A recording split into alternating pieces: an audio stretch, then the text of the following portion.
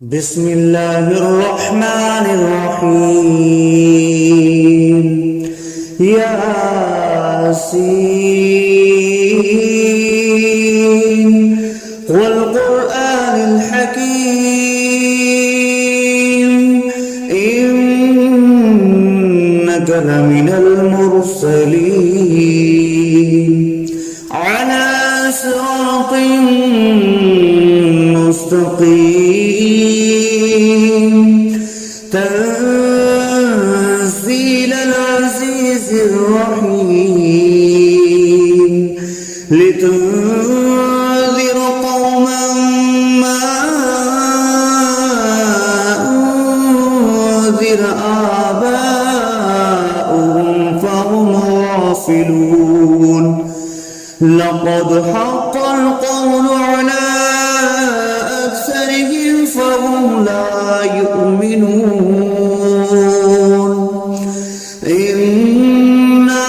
جعلنا في أعناقهم أغلالا فهي إلى الأذقان فهم مقمحون وجعلنا من بين أيديهم سدا ومن خلفهم سدا فأغشيناهم فهم لا يبصرون وسواء عليهم أأنذرتهم أم لم تنذرهم لا يؤمنون إنما تنذر من اتبع الذكر وخشي الرحمن بالغيب فبشره بمغفرة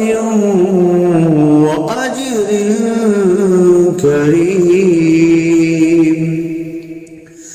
إنا نحن نحيي الموتى ونكتب ما قدموا وآثارهم وكل شيء أحصيناه في إمام مبين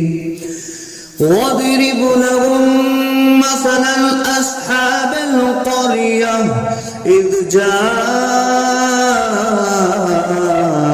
المرسلون إذ أرسلنا إليهم اثنين فكذبوهما فعززنا بثالث فقالوا إنا إليكم مرسلون قالوا ما أنتم إلا بشر مثلنا وما أنزل الرحمن من شيء إن أنتم إلا تكذبون قالوا ربنا يعلم إنا إليكم لمرسلون وما علينا إلا البلاغ المبين قالوا إنا تطيرنا بكم لئن لم تنتهوا لنرجمنكم وليمسنكم منا عذاب أليم قالوا طائركم معكم أئن ذكرتم بل أنتم قوم مسرفون وجاء أقصى المدينة رجل يسعى قال يا قوم اتبعوا المرسلين اتبعوا من لا يسألكم أجرا وهم مهتدون وما لي لا أعبد الذي فطرني وإليه ترجعون أأتخذ من دونه آلهة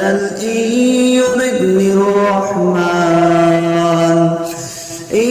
يردني الرحمن بضر لا تغن عني شفاعتهم شيئا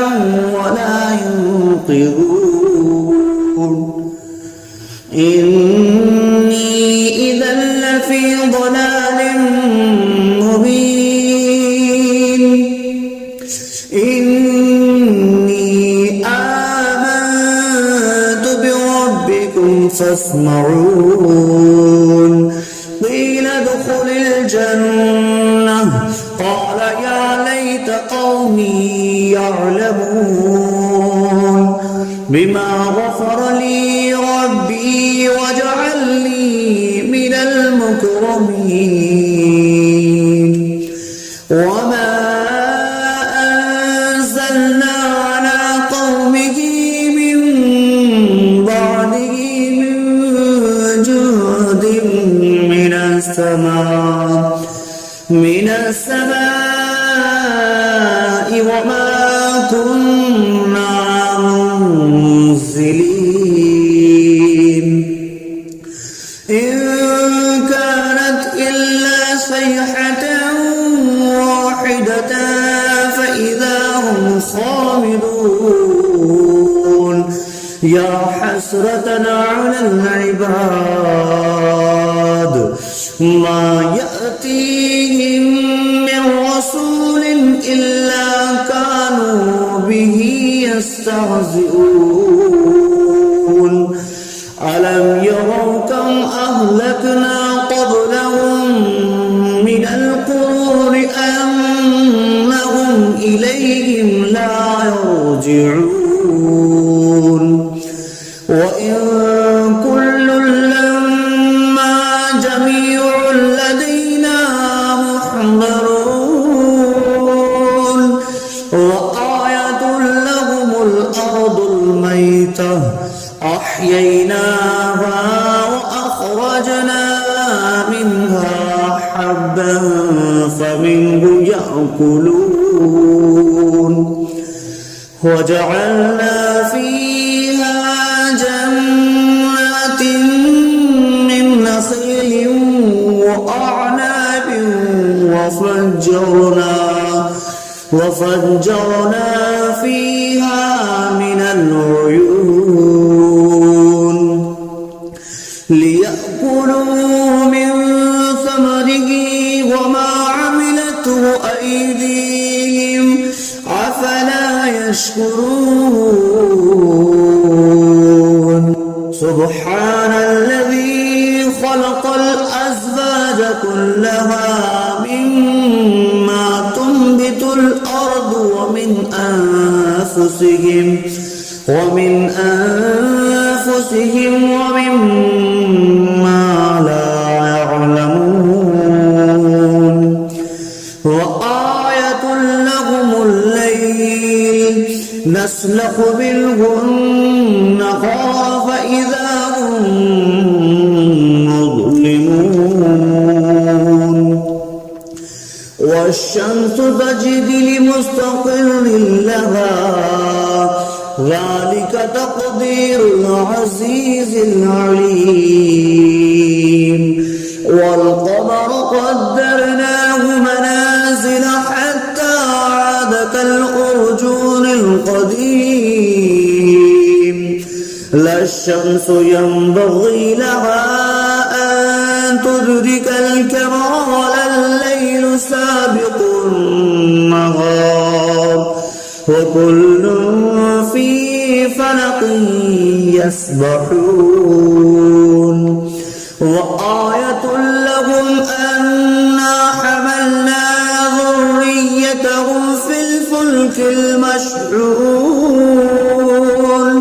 وخلقنا لهم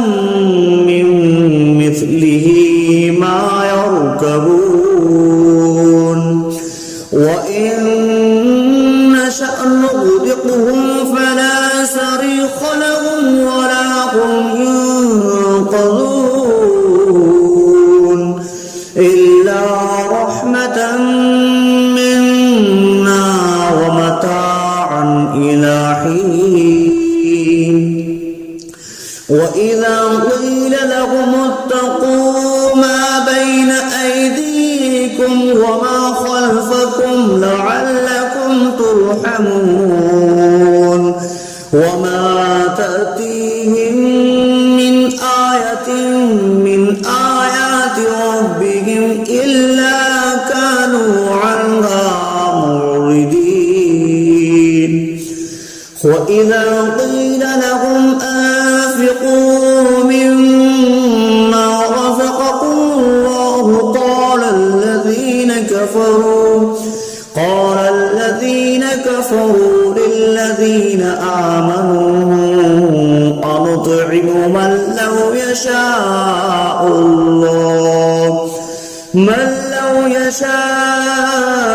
الله أطعمه إن أنتم إلا في ضلال مبين ويقولون متى هذا البعد إن كنتم صادقين ما ينظرون إلا صيحة واحدة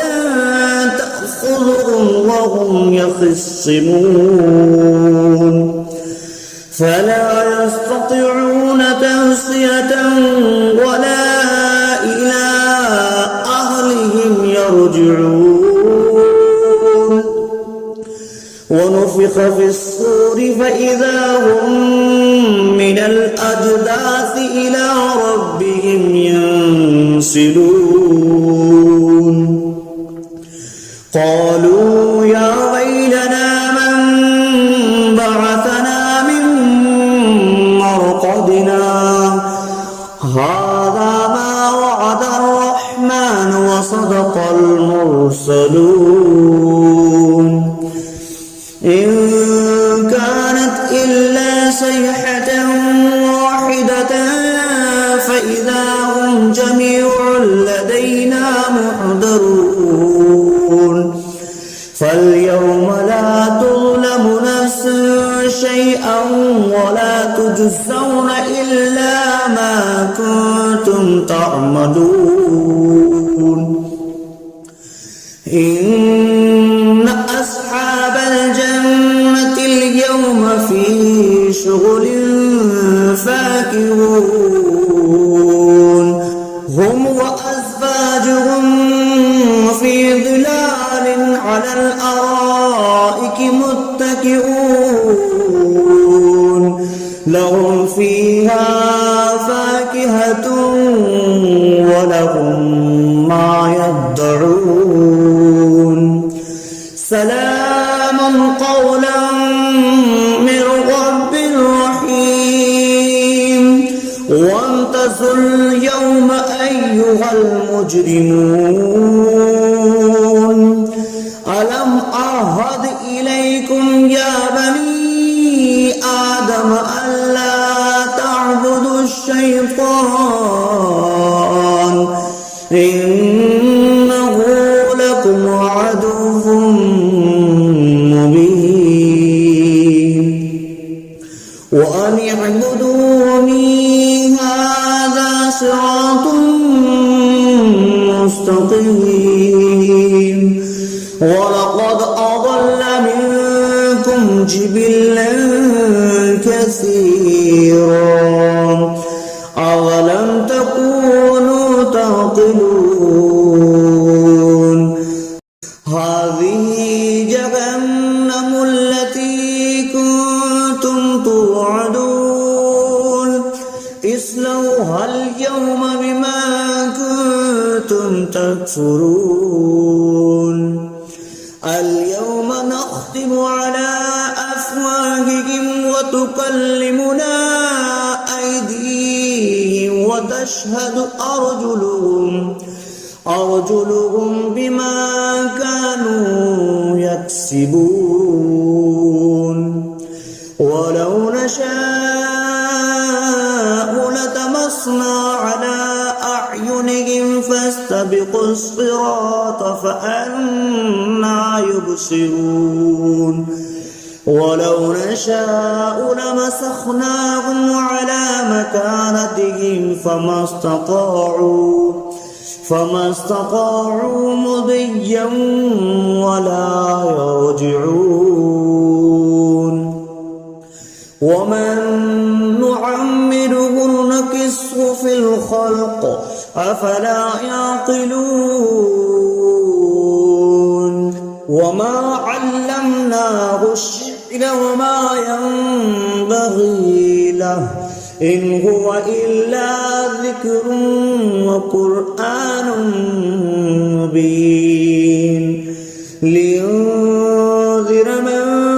كان حيا ويحق القول على الكافرين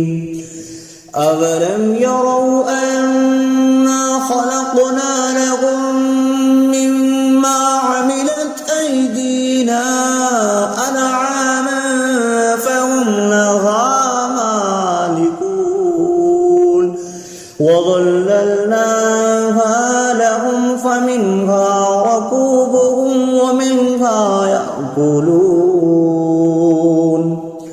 ولهم فيها منافع ومشارب أفلا يشكرون واتخذوا من دون الله آلهة لعلهم ينصرون لا يستطيعون نصرهم وهم لهم جند محضرون فلا يحزنك قولهم إنا نعلم ما يسرون وما يعلنون أولم ير الإنسان أنا خلقناه من نطفة فإذا هو خصيم مبين وضرب لنا مثلا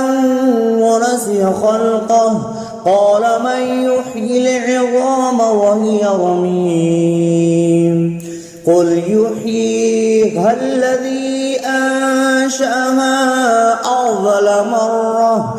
وهو بكل خلق عليم الذي جعل لكم من الشجر الأخضر نارا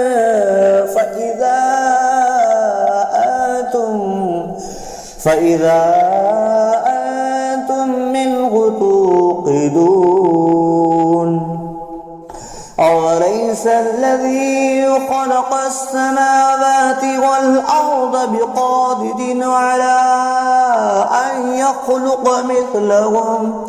بلى وهو الخلاق العليم إنما أمره إذا أراد شيئا أن يقول له كن فيكون فسبحان الذي بيده ملكوت كل شيء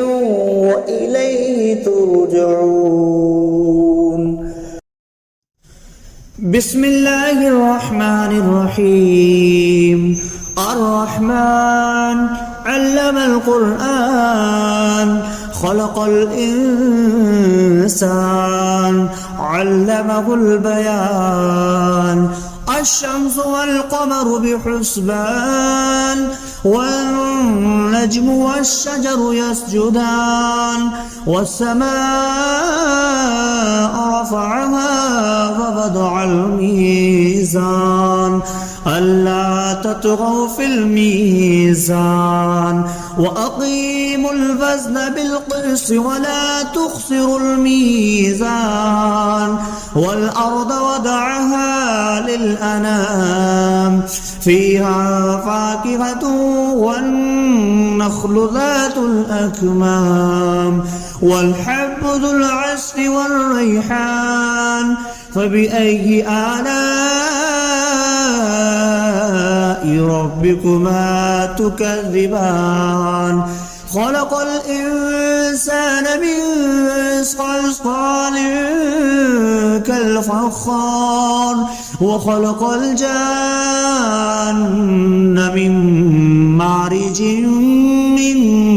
نار فبأي آلاء ربكما تكذبان رب المشرقين ورب المغربين فبأي آلاء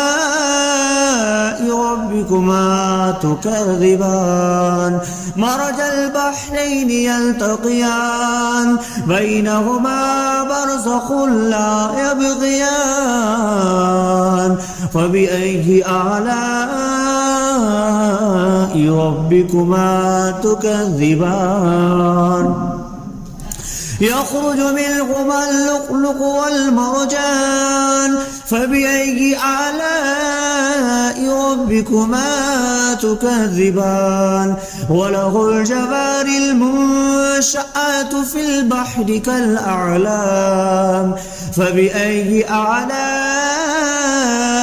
ربكما تكذبان كل من عليها فان ويبقى وجه ربك ذو الجلال والإكرام فبأي آلاء ربكما تكذبان يسأله ما في السماوات والأرض كل يوم هو في شأن فبأي آلاء ربكما تكذبان سنفرغ لكم أيها الثقلان فبأي آلاء ربكما تكذبان يا معشر الجن والإنس إن استطعتم أن تنفذوا من أقطار السماوات والأرض فانفذوا لا تنفذون إلا بسلطان فبأي آلاء ربكما تكذبان يرسل عليكما شواظ من نار ونحاس فلا تنتصران فبأي آلاء ربكما تكذبان فإذا انشقت السماء فكانت وردة كالدهان فبأي آلاء ربكما تكذبان فيومئذ لا يسأل عن ذنبه إنس ولا جان فبأي آلاء ربكما تكذبان يعرف المجرمون بسيماهم فيؤخذ بالنواسي والأقدام فبأي آلاء ربكما تكذبان هذه جهنم التي يكذب بها المجرمون يطوفون بينها وبين حميم آن فبأي آلاء ربكما تكذبان ولمن خاف مقام ربه جنتان فبأي آلاء ربكما تكذبان ذواتا أفنان فبأي آلاء ربكما تكذبان فيهما عينان تجريان فبأي آلاء ربكما تكذبان فيهما من فاكهة زوجان فبأي آلاء ربكما تكذبان متكئين على فرش بطائنها من استبرق وجنى الجنتين دان فبأي آلاء ربكما تكذبان فيهن قاصرات الطرف لم يطمثهن إنس قبلهم ولا جان فبأي آلاء ربكما تكذبان كأنهن الياقوت والمرجان فبأي آلاء ربكما تكذبان هل جزاء الإحسان إلا الإحسان فبأي آلاء ربكما تكذبان ومن دونهما جنتان فبأي آلاء ربكما تكذبان مدهامتان فبأي آلاء ربكما تكذبان فيهما عينان نضختان فبأي آلاء ربكما تكذبان فيهما فاكهة ونخل والرمان فبأي آلاء ربكما تكذبان فيهن خيرات حسان فبأي آلاء ربكما تكذبان حور مقصورات في الخيام فبأي آلاء ربكما تكذبان لم يطمثهن إنس قبلهم ولا جان فبأي آلاء ربكما تكذبان متكئين على رفرف خضر وعبقري حسان فبأي آلاء ربكما تكذبان تبارك اسم ربك ذي الجلال والإكرام صدق الله العظيم.